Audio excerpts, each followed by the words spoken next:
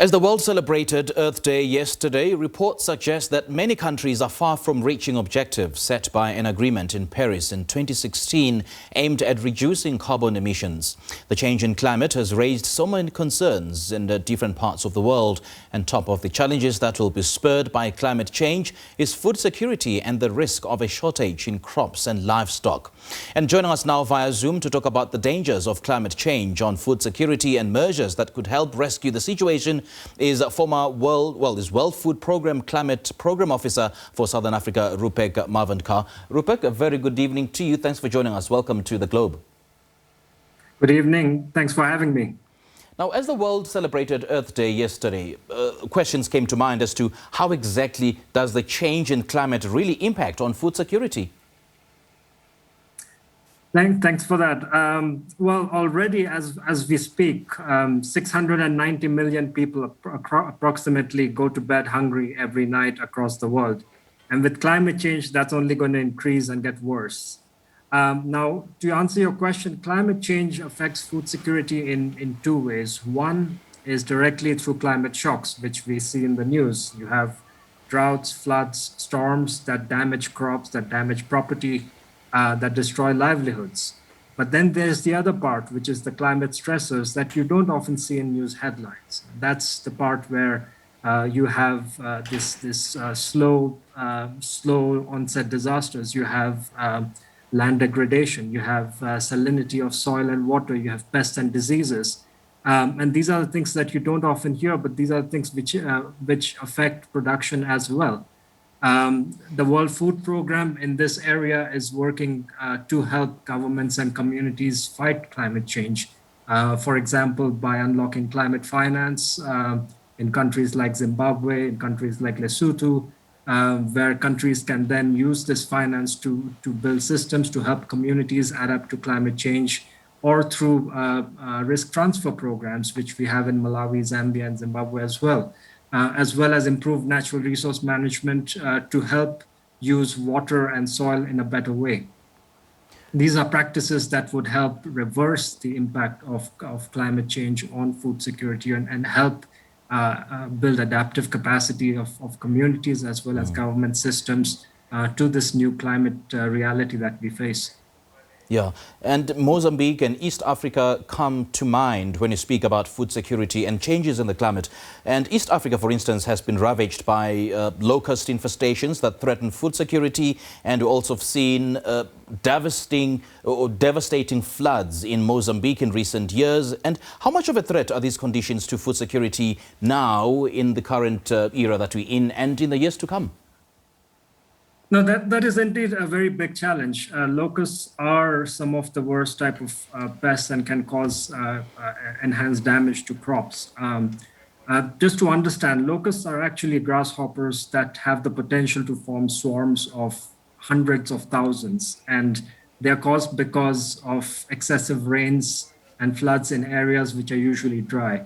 Now, to give you an idea, a 20 square kilometer swarm of locusts can include up to 60 million locusts itself, and they can consume the same amount of food in one day as 2,500 people can consume in a year.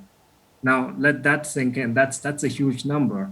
Climate change creates these conditions that are conducive for locust swarms. It doesn't directly cause locusts, but the conditions that are created they help increase the areas that are affected by locusts. And when it comes to floods, increased rainfall variability across the eastern part of the continent, of course, will cause large-scale damages to property as well as to crop. And again, that increases the need for humanitarian assistance from organizations like the World Food Programme. So yes, the science tells us that there is an increased risk in the future to have these instances and these events increase. Now, as it's seemingly difficult to reverse the damage already done by climate change and the adverse effects it has on our environment and on our crops and food security by extension, just looking forward, what can be done to secure crops and as well as livestock against these devastating effects? Well, You know, a concerted effort is needed. It's not there's not going to be one solution. There's an effort that is needed at all levels, at the government level, at the private sector level, and at the community level. And in this regard, we are working with our partners, our government counterparts, and the development community at large to help face this challenge through basically three key methods. One is restoration, which means we help restore natural resources by reforestation, improve land management practices, water practices.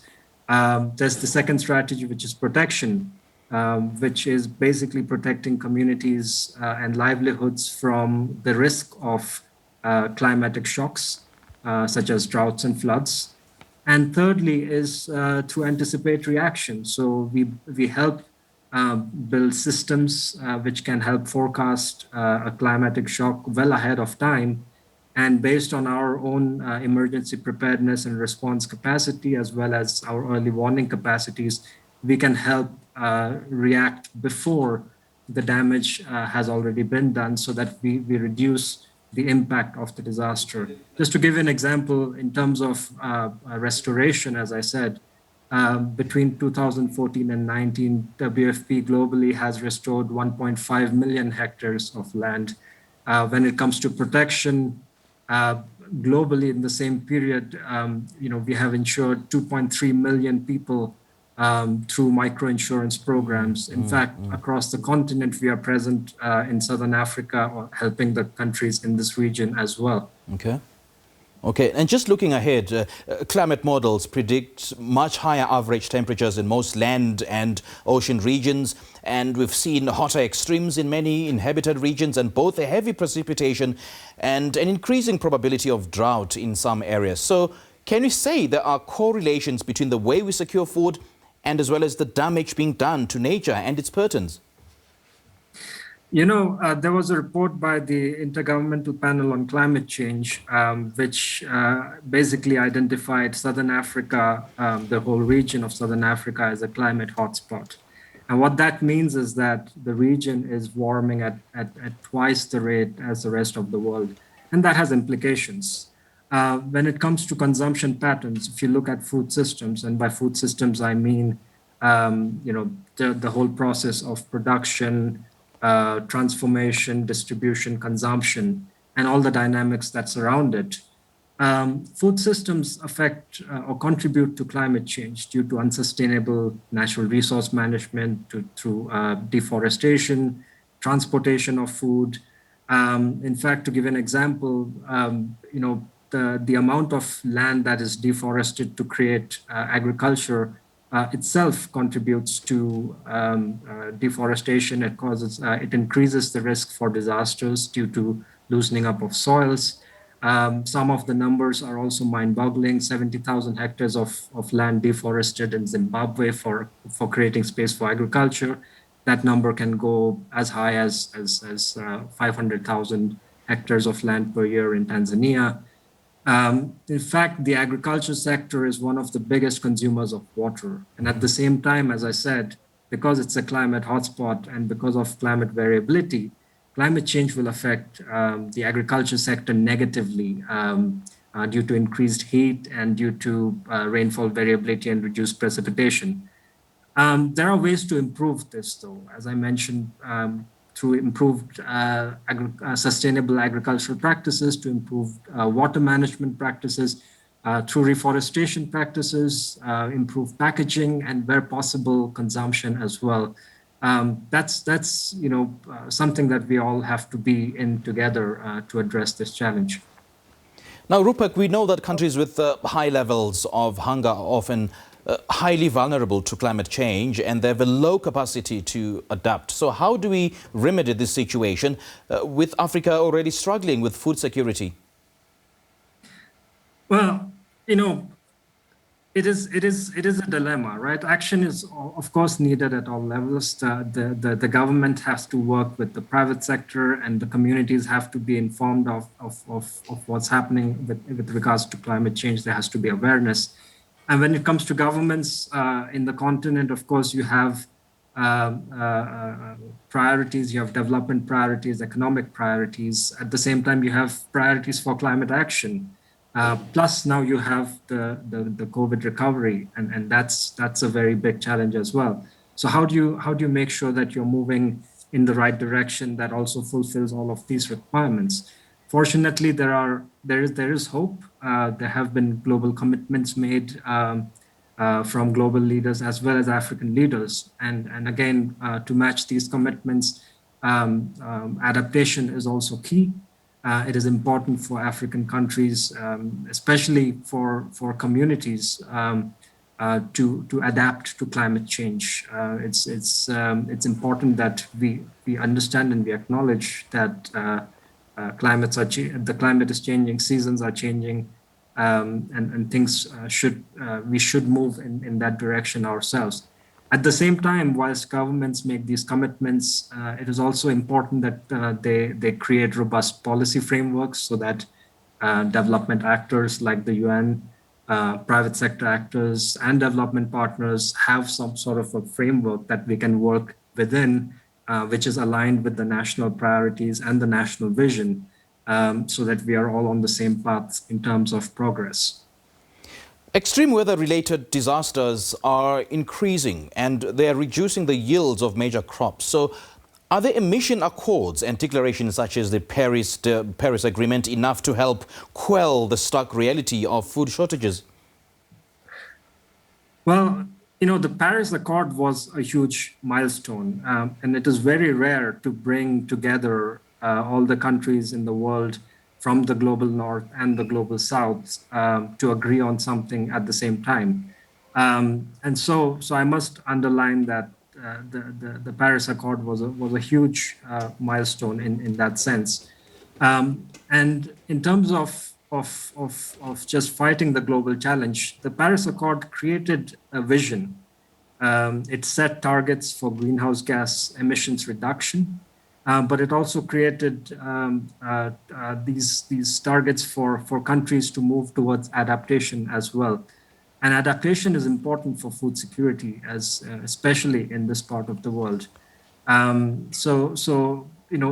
There's no one Paris Accord that can answer the question. It can set a vision, and we have to work towards it at all levels. As I said before, at the World Food Program, we work with governments, we work with private sector, we work with the communities to achieving these goals that are also enshrined in these documents, these agreements that are made at the national and international levels. Programs like asset creation interventions, micro and sovereign insurance help build adaptive capacity and protect communities and systems from damages due to climate change. De-risking systems is important to reduce losses. Just an example is that across 10 countries in Africa and Asia, our microinsurance programs cover 190,000 farmers, and they are protected from irregular rainfall. We protect 1 million people from food insecurity through these programs, and through our sovereign insurance mechanisms, we have protected up to 1.3 million people across the continent.